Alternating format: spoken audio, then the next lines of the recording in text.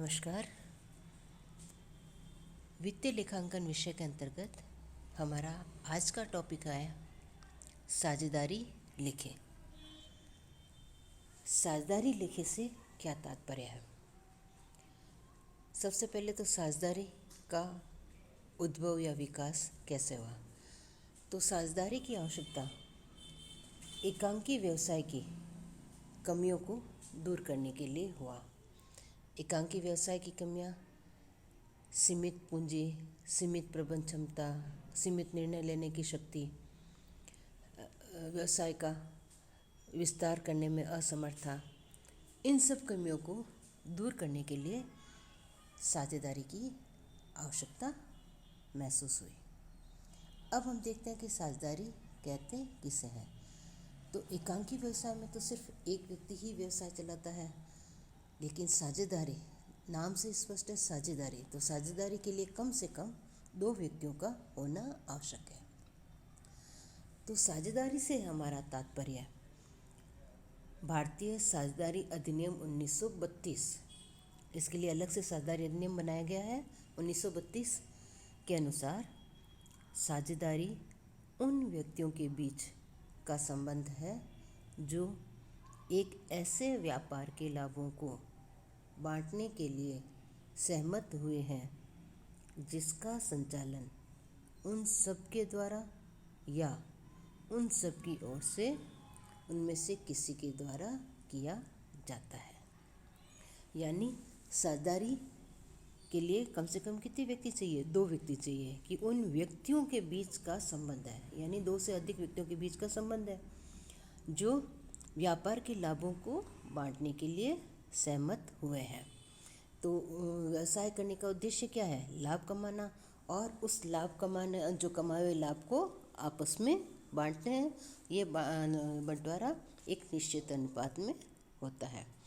अब व्यवसाय का संचालन सभी लोग वो कर सकते हैं या उनमें से किसी के द्वारा भी किया जा सकता है। इसे हम साझेदारी कहते हैं। तो साझेदारी में जो व्यक्ति इसमें भाग लेते हैं वो साझेदार कहलाते हैं, और सम्मिलित रूप से व्यवसाय को हम साझेदारी व्यवसाय कहते हैं या फर्म को साझेदार फर्म कहते हैं। अब देखते हैं कि साझेदारी के लक्षण क्या है।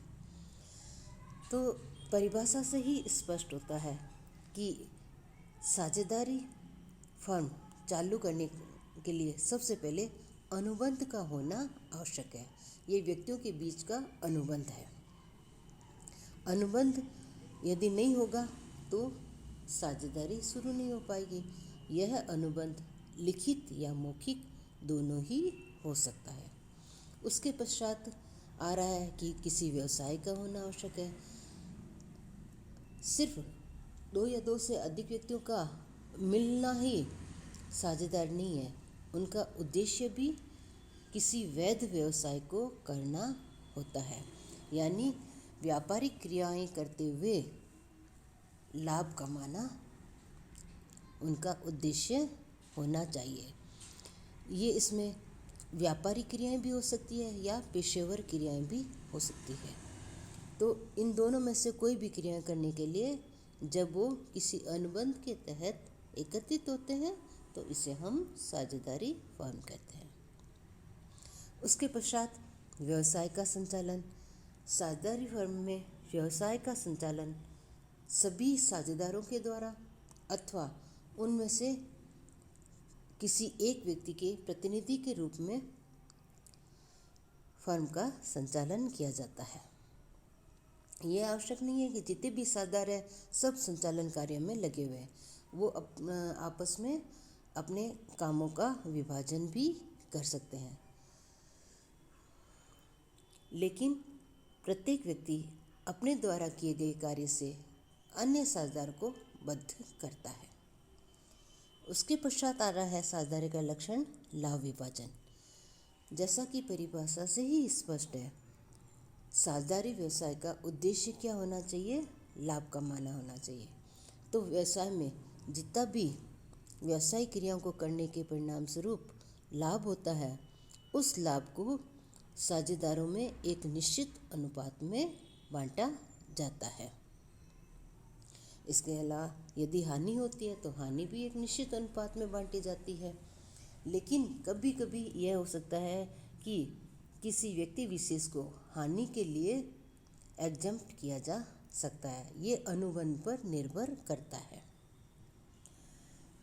उसके बाद आ रहा है हमारा न्यूनतम व अधिकतम संख्या, यानी साझेदारी व्यवसाय के लिए न्यूनतम 2 सदस्य होना आवश्यक है और अधिकतम साझेदारी अधिनियम 1932 के अनुसार, लेकिन कंपनी अधिनियम 2013 की धारा 464 के अनुसार अधिकतम संख्या 100 तक हो सकती है। अब हम देखते हैं कि साझेदारी संलेख। साझेदारी संलेख कहते किसे हैं? ऐसा कोई भी प्रपत्र या प्रलेख जो साझेदारी समझौते की शर्तों को समावेश करता है, साझेदारी संलेख कहलाता है। यानी प्रपत्र है तो इसका मतलब लिखित में होना चाहिए। तो ऐसा कोई भी डॉक्यूमेंट जिसमें साझेदारी से संबंधित समस्त शर्तों का उल्लेख किया जाता है उसे हम साझेदारी संलेख कहते हैं, जो लिखित में होता है। अब जो साझेदारी संलेख तैयार करते हैं उसमें साझेदारी से संबंधित समस्त पहलुओं और शर्तों को समावेश किया जाता है। इनमें से जो खास जो शर्तें या साझेदारी संलेख में जो जिन बातों को समावेश किया जाना चाहिए तो वो हमारी इस प्रकार है। सबसे पहले आता है इसमें फर्म का नाम, यानी साझेदारी फर्म का नाम क्या होगा, साझेदारी व्यवसाय किस नाम से व्यवसाय करेगी। उसके पश्चात आता है साझेदारों के नाम व पते, यानी इस फर्म में कौन कौन से व्यक्ति साझेदार हैं, उनके नाम क्या है और उनका एड्रेस क्या है।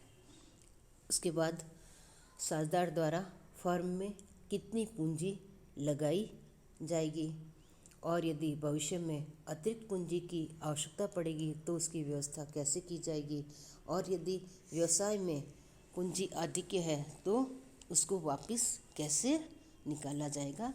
इन सब बातों का उल्लेख होता है।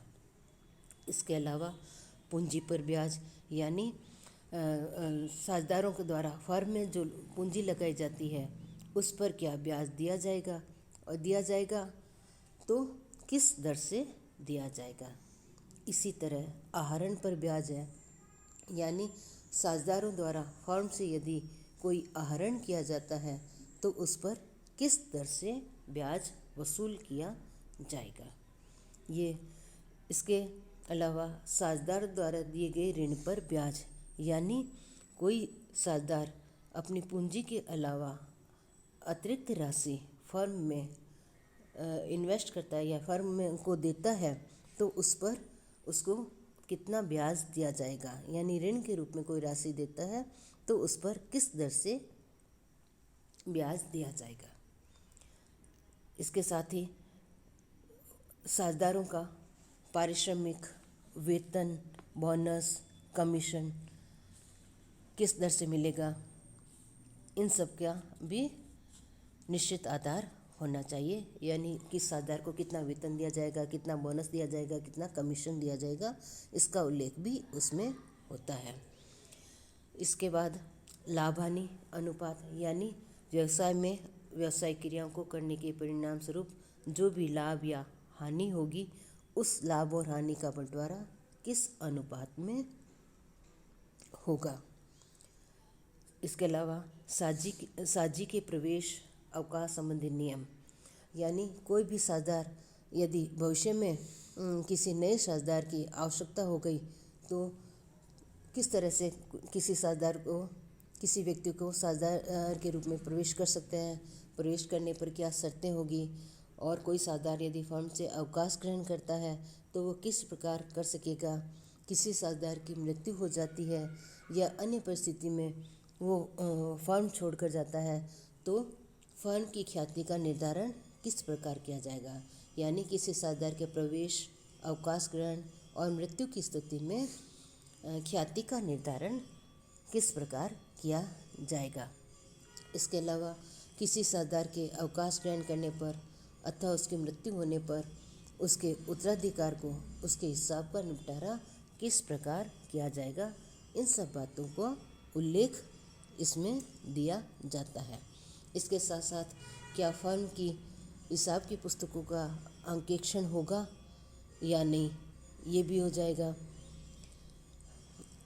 इसके बाद में एक जो नियम है साझेदार से संबंधित, गार्नर बनाम मरे नियम, वो लागू होगा या नहीं, इन सब बातों का उल्लेख साझेदारी संलेख के अंतर्गत किया जाता है। तो साझेदारी से संबंधित इसके अलावा भविष्य में कोई विवाद वगैरह हो जाए तो उस विवादों का निपटारा और किस प्रकार किया जाएगा, इन सब बातों का उल्लेख साझेदारी संलेख में किया जाता है। अब देखते हैं कि समझौते की अनुपस्थिति में लागू होने वाले नियम, यानी किसी व्यवसाय में साझेदारों के बीच में कोई लिखित समझौता नहीं है, तो ऐसी स्थिति में कौन कौन से नियम लागू होंगे। इसके लिए भारतीय साझेदारी अधिनियम 1932 की धारा 12 से लेकर 17 तक नियम दिए हुए हैं। इन नियमों के तहत ही साझेदारी व्यवसाय का संचालन किया जाएगा। ये हमारे नियम है। सबसे पहले लाभ हानि विभाजन से संबंधित है। तो साझेदारी समझौते के अभाव में सभी साझेदारों के बीच लाभ हानि का विभाजन अनुपात बराबर होगा, यानी सभी फर्म के लाभ और हानि को साझेदारों में बराबर बराबर बांटा जाएगा। किसी भी साझी को उसके द्वारा फर्म में लगाई गई पूंजी पर किसी भी प्रकार का ब्याज नहीं दिया जाएगा। इसके अलावा यदि कोई साझेदार फर्म को ऋण देता है तो उस ऋण पर 6% से ब्याज दिया जाएगा। सभी साझेदारों को फर्म के संचालन का अधिकार होगा। इसके लिए किसी भी साझेदार को किसी भी प्रकार का वेतन, बोनस, कमीशन या पारिश्रमिक नहीं दिया जाएगा। सभी साझेदार को फर्म की पुस्तकों तक पहुंचने का, उनका निरीक्षण करने तथा उनकी प्रतिलिपि लेने का भी अधिकार होगा।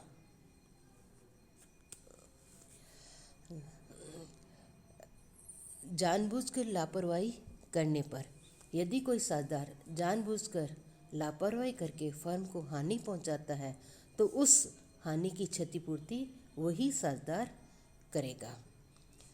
प्रतिस्पर्धी व्यापार की दशा में, यानी कोई साझेदार फर्म के समानांतर कोई प्रतिस्पर्धी व्यवसाय करता है जिससे फर्म को नुकसान पहुंचता है, तो ऐसे साझेदार को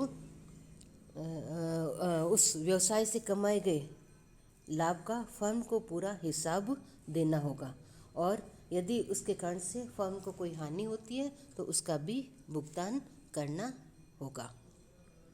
फर्म के संगठन में परिवर्तन होने पर, यदि किसी कारणवश फर्म के संगठन में कुछ परिवर्तन होता है तो नई फर्म में साझेदारों के जो अधिकार व कर्तव्य वही होंगे जैसे पुनर्गठन से पूर्व थे। निश्चित अवधि के लिए बनाई गई फर्म की स्थिति में यदि निश्चित अवधि के समाप्त होने के पश्चात भी फर्म व्यवसाय करती रहती है तो साझेदारों के पारस्परिक अधिकार और कर्तव्य पहले के ही भांति रहेंगे।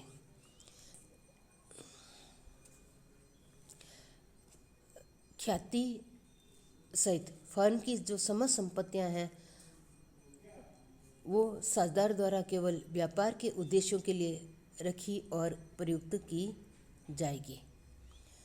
यदि कोई साझेदार फर्म का व्यापार उचित रीति से चलाने या फर्म को अचानक किसी संकट से बचाने में कुछ हानि उठानी पड़ी है तो फर्म द्वारा उसकी क्षतिपूर्ति की जाएगी। इस तरह समझौते के अभाव में इन नियमों को लागू किया जाता है। धन्यवाद।